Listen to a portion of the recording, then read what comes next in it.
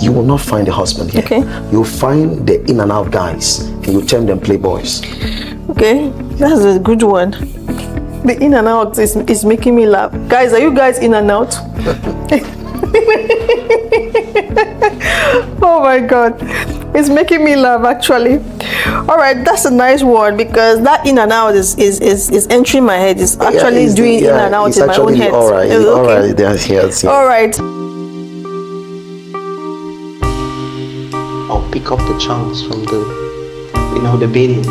I'll take my bath. I couldn't afford a thing. There was a day I got stuck in Dubai. I did not have transport fare. Oh my God. I slept in Union. You slept in Union. So without wasting time, I opened my boxes, because I told you I came just with few pieces of dresses, and I start selling.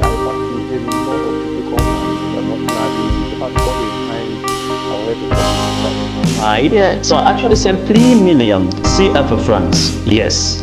And they made me a 1-month visa. I applied a lot. If you know what 8 months look like. I've been for 17 months, my dear, without a job. Yes, So as we let our own light shine, we unconsciously give others the permission to do the same.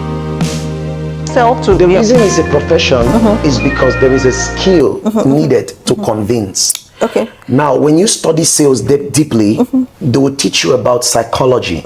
There's client psychology. Okay, if a client walks out from this door to come inside here, I want to pitch them something. From reading, I'll read the psychology of the person. I'll know what to do with the person. Maybe if I see the person dull, I cannot present my commodity to someone whose face is looking dull. Obviously, you've had a bad day. What do I need to do? Hey, come on, how's your day? It's like, you don't look good. What's going on? So when I bring back a smile on your face, and I say, but there's something I want to talk to you about. You know. So that's what they teach now in sales. That makes it a profession. You know. But then generally, everyone is a salesperson. There's something you sell, either your skill or yourself. Something, you must sell something. Yeah, definitely. All right, so let me go to the next question.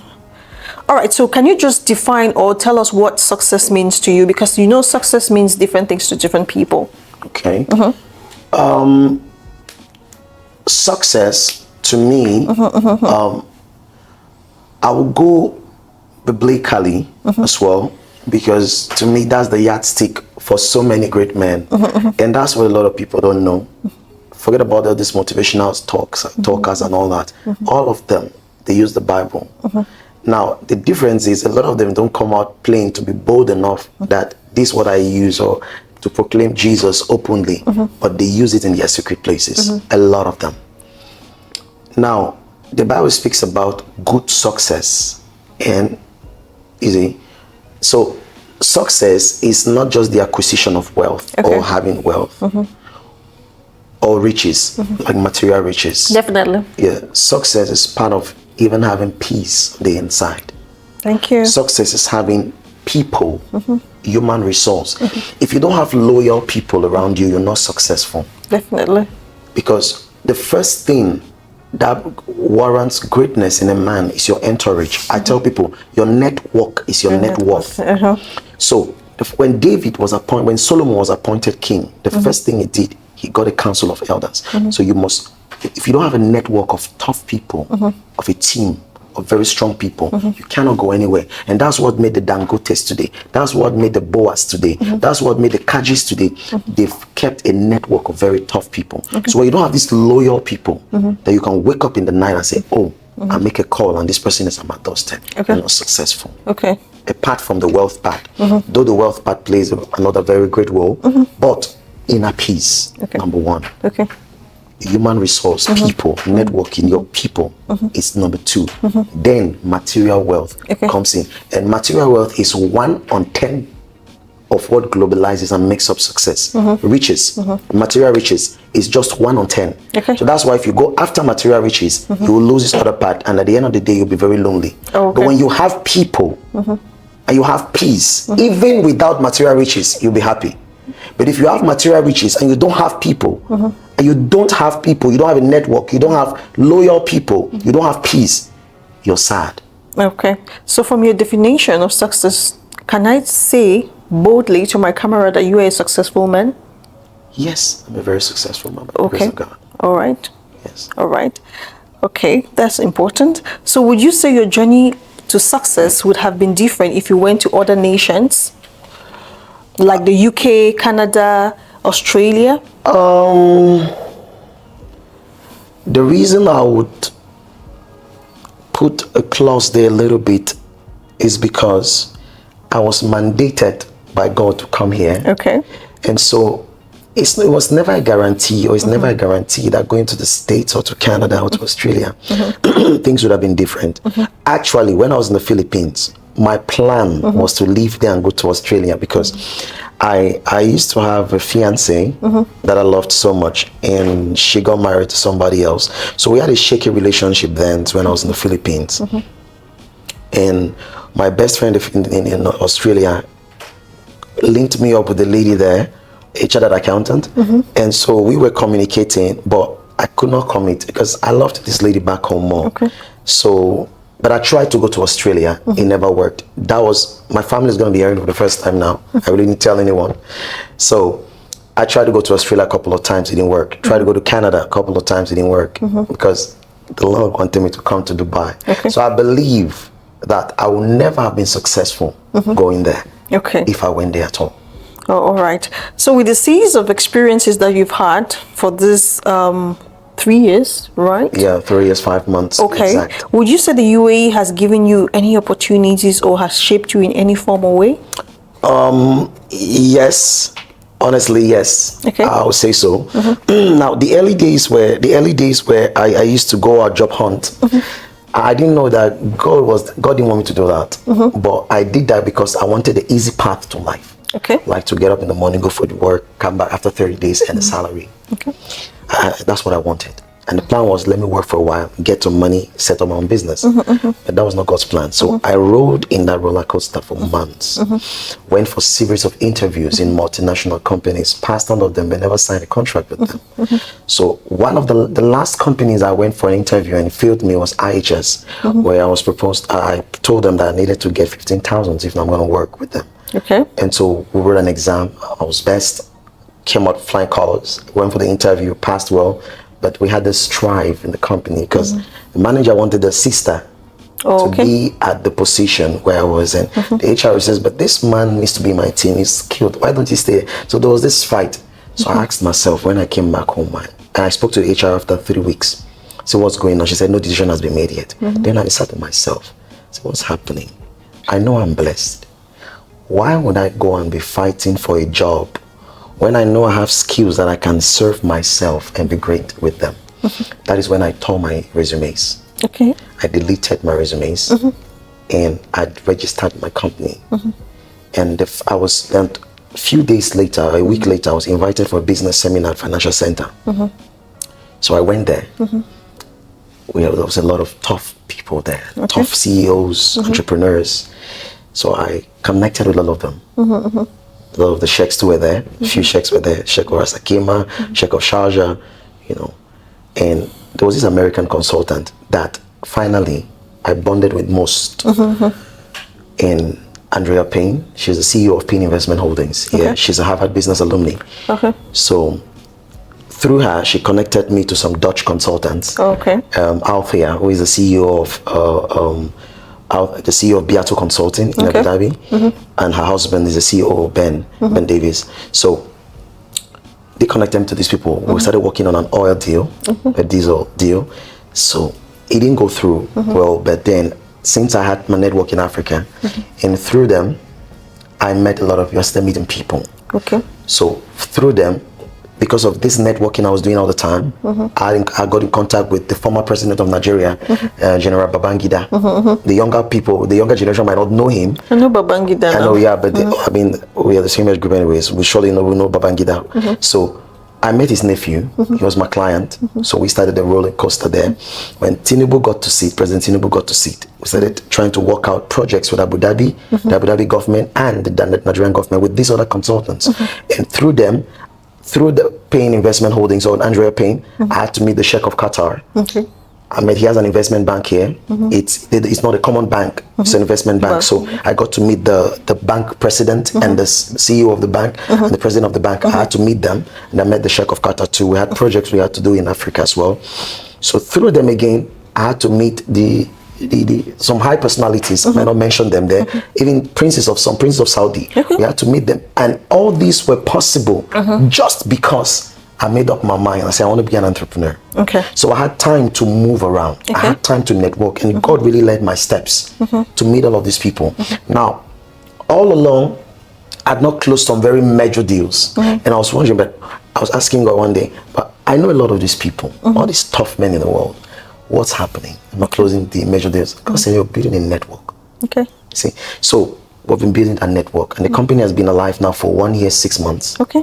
I've been building this network. So Dubai has really given me a great deal. And now, by the grace of God, I have like 3 presidents in Africa. I want to call the countries who are presently people who communicate to. I communicate with them. That's great. All thanks to the fact that I was in the UAE. If I was in the US, I should have been working in one company somewhere. Definitely.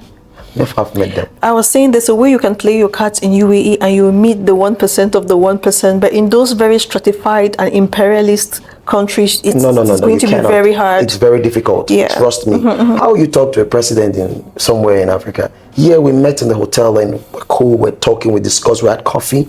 We talked over coffee. Told me about politics in Africa. Then I said, why you guys not changing Africa? So I was bold to talk to him in that manner. He says, no, they're trying to do something. You know, these are presidents in East Africa, anyways. So like they're trying to do something. You know, but it was a wonderful discussion. Okay. But this can never be possible if you were probably somewhere in the West or something. All right, so let's get to the next one, which is about saving. Do you think it's difficult to save in Dubai? Yes, actually, you just hit a point I was tackling yesterday, because yesterday when I was live on TikTok, I was talking about Kingdom Finance. And one of the major things I spoke about in the end was savings. Okay. Now, I told people that savings, it's a very tough discipline, but very rewarding. And a believer or a man that really knows God very well should understand the benefits of saving. Okay. The Bible says, for a virtuous woman, go into the path of honor. It said, but a strong man retain wealth. So retaining wealth is saving. And who is a strong man? A strong man is a man that knows God. For they that know their God shall be strong and do exploits. So men that know God are strong men. So these strong men retain wealth. So, and Joseph in the Bible in Egypt, Joseph created a financial phenomena in Egypt that saved the people and saved the house of Pharaoh. And it was all through a saving scheme. You know, I have a seminar that I'm planning to organize in Cameroon, a business seminar, and this is what I'll be teaching. One of the financial strata that Joseph had to implement in Egypt that saved the people and saved Pharaoh. It was a saving scheme. So it's very important to save. But now in Dubai, if you don't get that discipline, you will not save anything. Why? Go to Carrefour, big supermarket, beautiful. Go to Géant, big supermarket, beautiful. Go to Grandiose. When you enter there, you just pick a few things, and before you know, you're spending 300 dirhams for minor things. Just a couple of days ago, I was in Carrefour at IBM Batuta, and I just picked a couple of things there, and in my mind, I was thinking I spent like just 30 dirhams, 40 dirhams. And when I went to the counter, they saw me 60 dirhams. I said, no way, you're joking. They said, you see this thing, keep it back. You see this one, keep it back. So I had to withdraw now the less essential things. Now, it's difficult to save in the UAE emotionally, but you must kill your emotions to save in the UAE. Definitely. That's because if you don't do that, you never even save 100 dirhams, because 10,000 dirhams is never going to be enough. Yeah, definitely. Because if you earn 3,000 dirhams, you want to stay in a bed space, probably on a partition. But when you earn 10,000 dirhams, you want to go and stay in a posh area. So you will not save up, you get me saying. And with the nice life and fancy life, you get understand. So I always say this. I said, I rented an apartment when my salary was so small. Honestly, I've done much more work in my life when I had a very small salary than when I'm earning bigger salaries. Yes, it's very, very possible. Very, very possible. Because when you earn big salary, now economically, the more your income, the more your propensity to consume increases. And now, so when you earn big, you feel the need to change up, you know, to increase your class. You see, your propensity to do everything increases. You want to live in a posh area. You want to make up for the past times you've been starving. You want to interact more. You want to get good clothes. You know what I'm saying? But that's a temptation. Instead, if you are earning 3,000 dirhams, for example, and you were living in a bed space, or let's say 700 dirhams, if you get 10,000 dirhams, stay in that partition for 6 months, save up for 6 months. When you are living to a room, you are living there knowing that if you lose 10,000 dirham jobs today, you can stay in that room for the next 6 months without jiggling, without a problem. Yeah, you're right. All right, so which is best, saving in Dubai or saving back in your home country? As a financial consultant, I'm going to speak now like a financial consultant. Okay. It is best to save in where you reside. Okay. Why?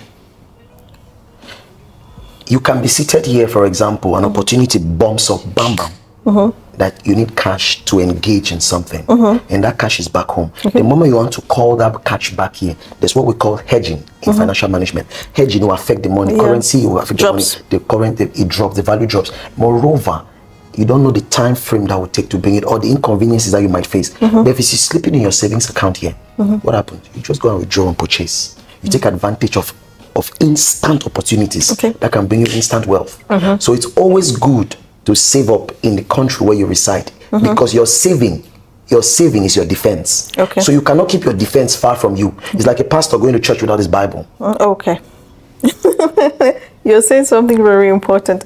All right, so what are the yardsticks of success you've used to get to where you are today? Number one, which I'll dwell on number one more, is patience. Okay. Now, patience is a very hard commodity these days. Tell me about it, my dear. I used to be a very impatient man, to be honest with you. I loved things move very fast, bam, bam, bam. But I realized later in life that the more I wanted to hurry, the more I lose a lot of things. Definitely. When God had to teach me patience, He taught me the hard way. Okay. So I learned patience the hard way, but I accepted it, and it became a normal for me. When it became a normal for me, I enjoyed it. Now I can wait for 3-5 years. I can listen to you speak, and that's why I believe that God was helping me to learn patience for the sake of believers, because there are people that will come to you for counseling and they will speak things that normally don't make sense, but because you don't want to impair their psychology, you will listen to them talk. And so some people ask me, Pastor, why are you hearing that man speak? They don't know why I'm keeping quiet. I want to hear them talk because it plays to what I want to do for them. It plays a lot. So I'll listen them speak the gibberish for 1 hour. I'll listen to them, then I'll cancel them properly. So that patience has helped me a lot, because anxiety, the energy it brings, chases a lot of opportunities. Patience is calmness. That calmness, that cool energy, it attracts opportunities. Now, apart from that, me being a pastor, I read other books in the past about like the mind of the power of positive thinking by Norman Vincent Peale. I read Over the Top by EZEKIEL. I read those books. I used to be a motivational speaker before anyways. So you realize that energy, even biblically, energy has a whole lot to play. Definitely. When you are anxious, you chase opportunities. And it cost me to chase a lot of opportunities because I was anxious over nothing. Definitely. But when you are patient, you're stable, you're calm. Mammon knows that this man is not a man to reckon with. Mammon respects themselves. And so they come to you without you asking. All right, so that's an amazing one. I picked up something from there as well. So with the experiences that you've had, would you advise anyone to come to the UAE? If God sends you here, come. If God does not send you, don't come. Okay. Why? You will run away, nobody will tell you. Okay. There are a lot of people that have come here and they've gone back home. You know, people that met me, they've gone back home and they're calling me from back home. So how are you still doing in that place? You know, a lot of people. But I tell them, the earth is God's and its fullness thereof. But every person has a specific place where you need to be to thrive.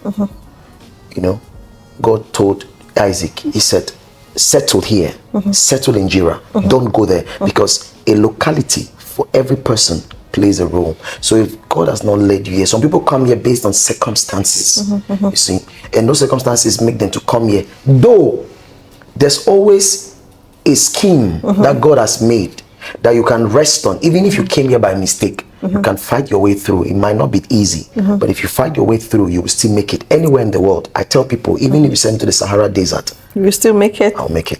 I will sell ice in Iceland. Okay, all right. That's an amazing one. So, describe the UAE in 3 words. Beautiful. Okay. Training ground. All right. I like the training ground part. Yeah, training ground. And a city that makes you to dream. Be there. All right. Let's see if the UAE has gone through you. Can you give us 3 words in Arabic? You're going to tell us the Arabic and the English version. I might not know the English version, but I'll know the Arabic one. No, you have to tell us. Abutu block. Doors opening. Abutu tista. You say? Abutu tista. You said it? I don't know, mommy.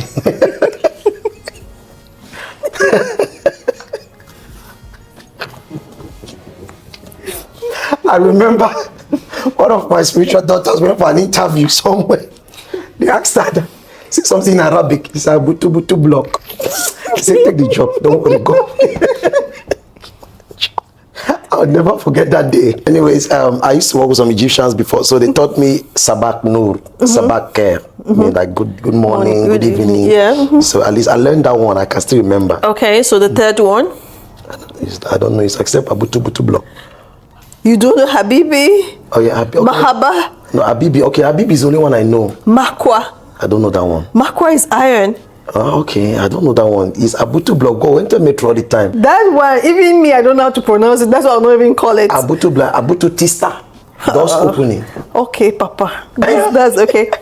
All right, so let's get to the next question. What advice would you give people, especially those of your descent, struggling in the UAE? Yesterday I had a young man, Nana Kwasi. He's Ghanaian. He was on my live show and he came and met me. We met at the mall at Bodgeman.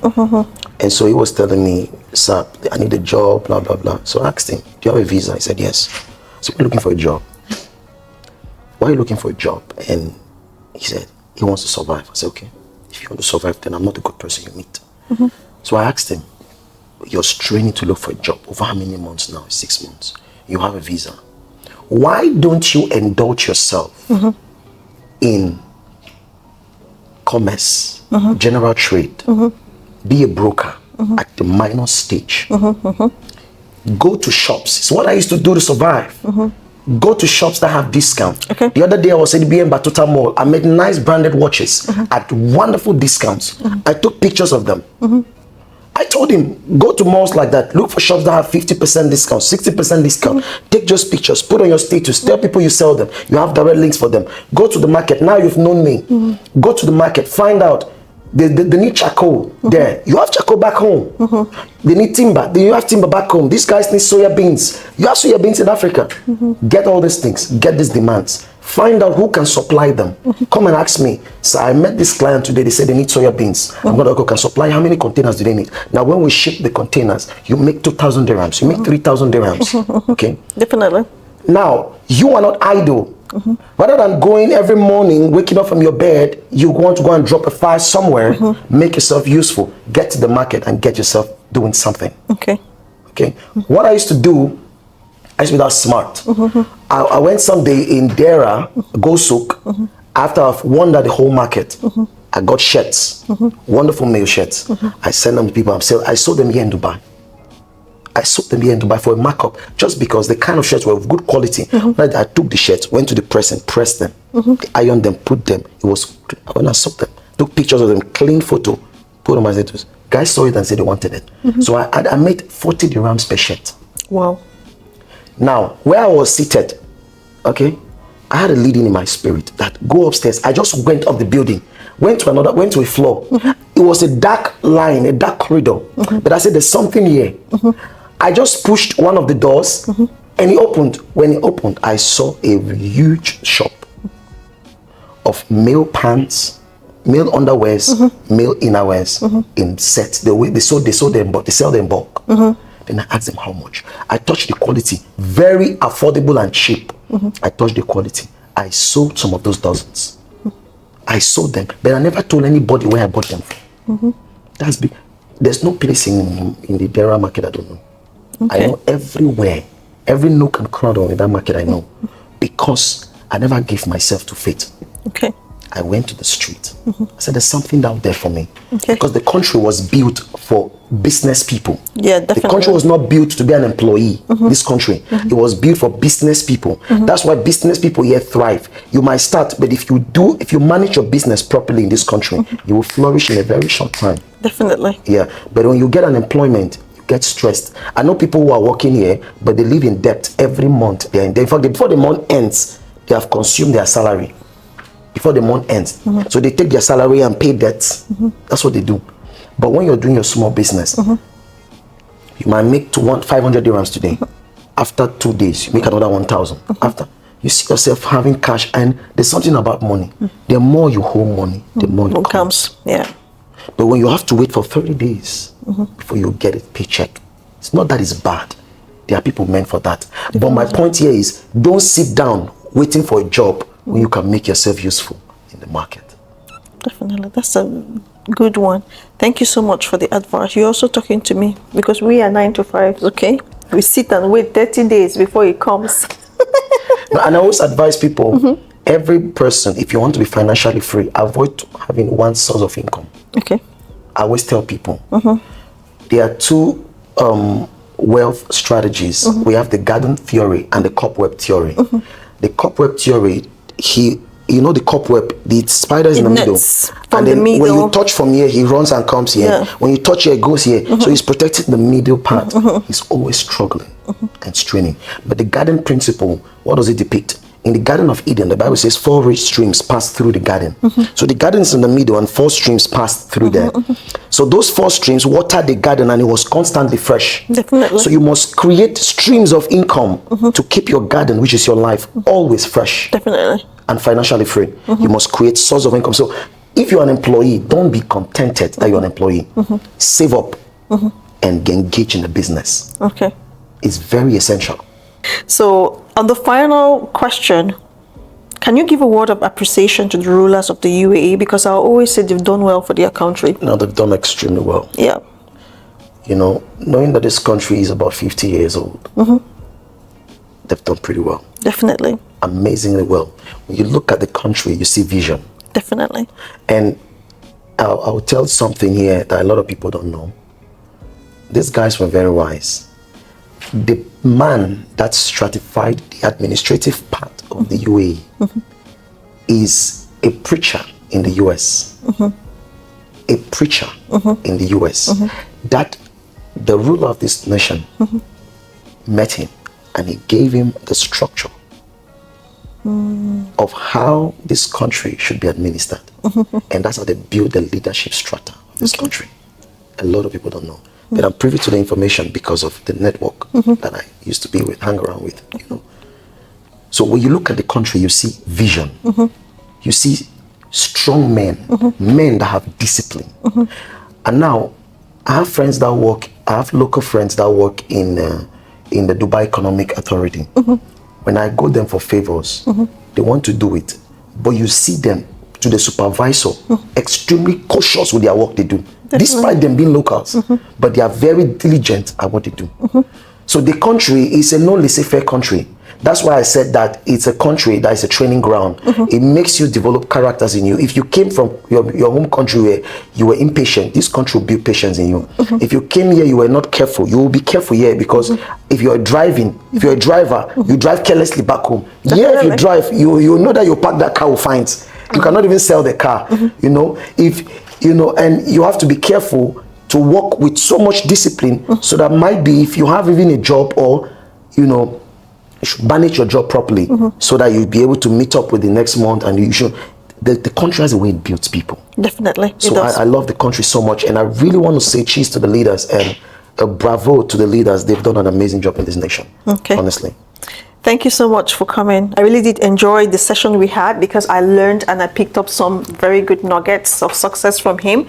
And he explained the Bible in different forms that I've never known. Okay, sometimes we go to church, we just go and listen and come back without actually understanding, or without actually having the Bible principled in our day-to-day lives. Okay, so but I enjoyed a lot. in the discussion today. So guys, we come to the end of this session. Hope you really did enjoy it, and stay glued to juicier content on my channel. Subscribe, like, and for now we say bye bye. Thank you. Bye bye.